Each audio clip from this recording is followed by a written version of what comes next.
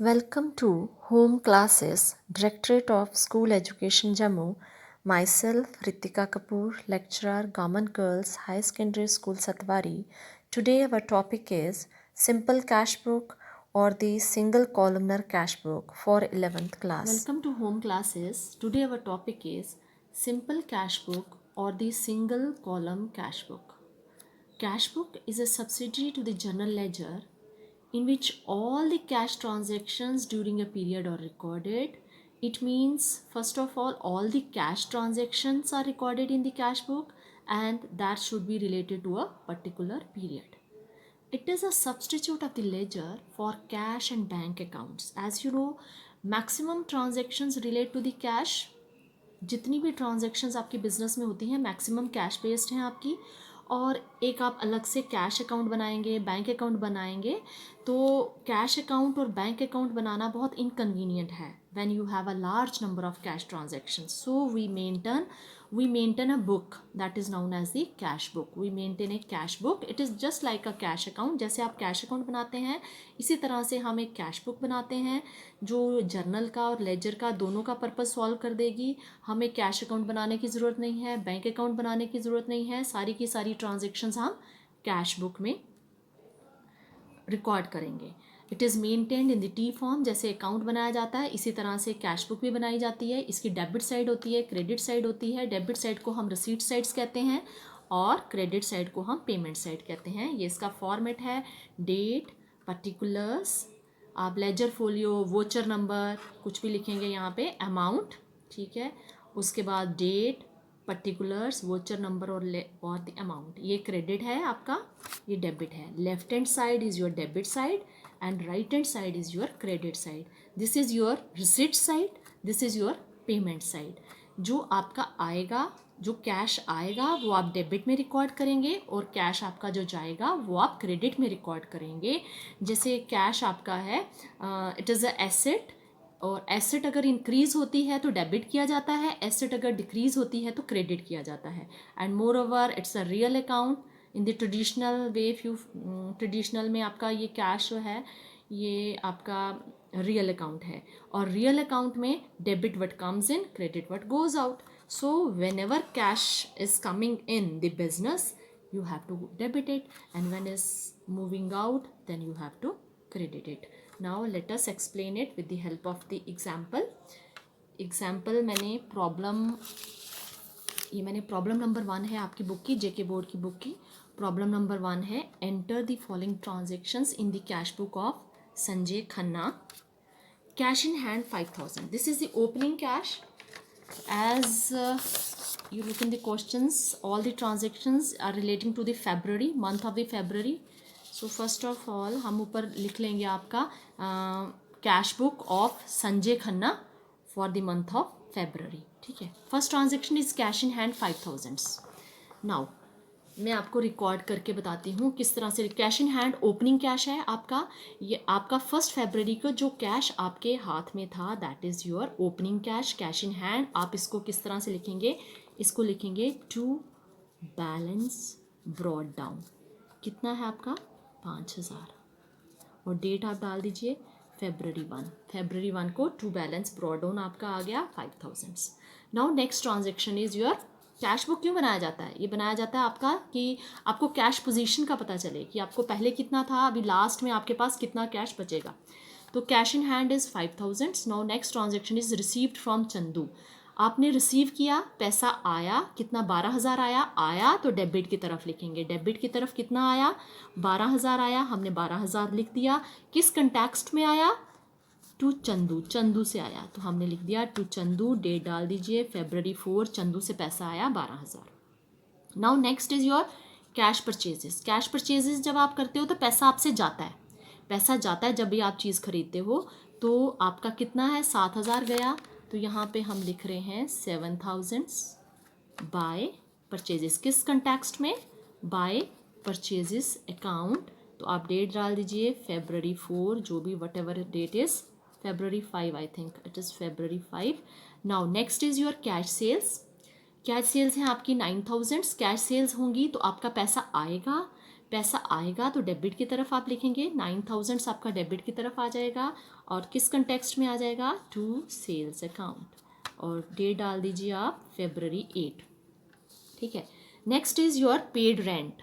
आपका रेंट जब आपने पे किया तो पैसा आपसे गया, तो ये आपको क्रेडिट की तरफ लिखना है। क्रेडिट की तरफ आपको लिखना है bye rent account. Bye rent account कितना पैसा गया, 1000, और ये आप डेट डाल दीजिए February 10, February 10 bye rent account 1000।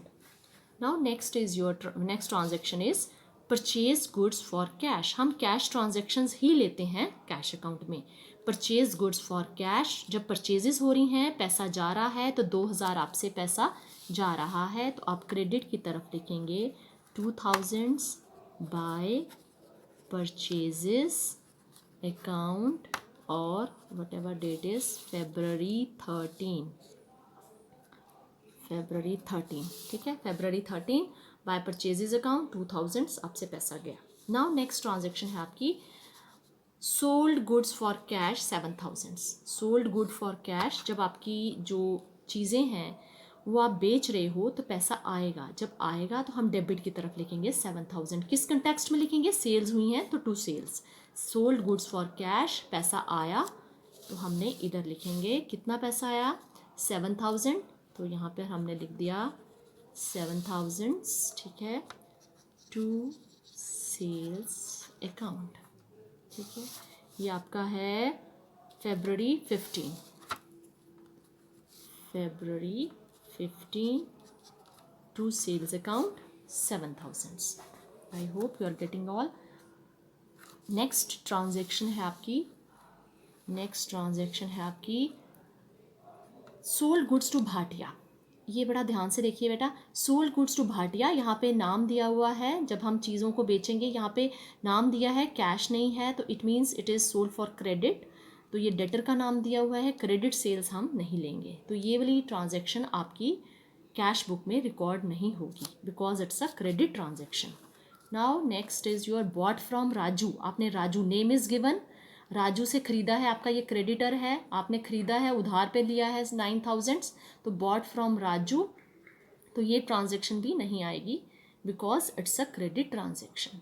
Now next is pay to Hitkari on account. आपने हितकारी को पैसे दिए हैं, पैसा आपसे गया है, तो आप क्रेडिट की तरफ लिखेंगे February 22 की आपकी ट्रांजेक्शन है, February 22 बाय हितकारी। बाय हितकारी कितना, 12000 you have paid to Hitkari, so it is credited to the cash book. Okay fine. Now next is the February 25 received from Wadia. Now you are receiving the money. When you are receiving the money, account will be debited. तो यहाँ पर हमारा आ जाएगा to Wadia.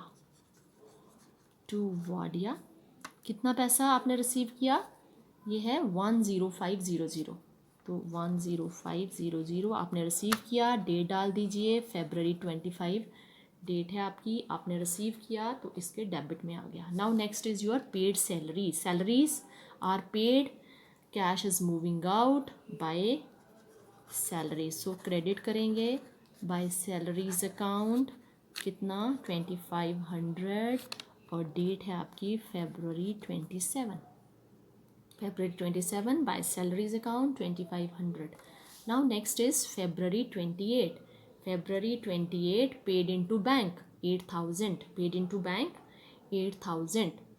आपने पैसा bank में deposit करवाया, तो पैसा तो आपसे गया बैंक में, बेशक आपके पैसा आया, बैंक में प्लस हो गया आपका पैसा, लेकिन आप बैंक अकाउंट नहीं बना रहे हैं, you are preparing a cash book, cash account, it's like a cash account. आप कैश अकाउंट जैसे बना रहे हैं, तो आपका तो कैश का ही ट्रांजेक्शन, कैश गया, cash has moved out to the bank, आपका पैसा गया बैंक में, तो आप लिखेंगे, क्रेडिट करेंगे इसको, इस अकाउंट को क्रेडिट किया जाएगा बाय बैंक अकाउंट 8000 February 28, क्योंकि पैसा गया, आपसे पैसा गया by bank account, so credit किया हमने इस अकाउंट को बाय बैंक अकाउंट 8000, पैसा आपके बैंक में गया, पैसा तो गया, तो हमने क्रेडिट किया इसको। अगर हम बैंक अकाउंट बनाते, हमारा यहाँ पे डबल कॉलम होता, तो हम वहाँ पे बैंक कॉलम में डेबिट करते, क्योंकि पैसा बैंक में आया। Now we are preparing the cash book only. तो यहाँ पे हमारा पैसा गया, so we have credited this account with 8,000 by bank account. किस कंटेक्स्ट में गया? बैंक में गया। By bank account February 28, 8,000। अब हमने सारी की सारी ट्रांजेक्शन्स कर दी हैं, ठीक है। ये आपका अकाउंट है। आप ऊपर लिखेंगे cash book of what ever name Sanjay Khanna, आप फिर लिखेंगे for the month of February 2018। ये आपका अकाउंट हो गया। अब इसको आप जैसे लेजर अकाउंट बैलेंस करते हैं, इसको आप बैलेंस भी करेंगे। यहाँ पे इसका लिखेंगे, इसको टोटल करेंगे, और जो यहाँ पे जितना अमाउंट आपका डिफरेंस आएगा, जितना अमाउंट यहाँ पे कम है, वो हमारा आ जाएगा बाय बैलेंस कैरी डाउन। और लास्ट डेट में ही आता है February 28 by balance carry down. जितना डिफरेंस है वो आप इधर लिखेंगे। This is the closing balance, this is the cash in hand on the last date of the month. This is the closing balance.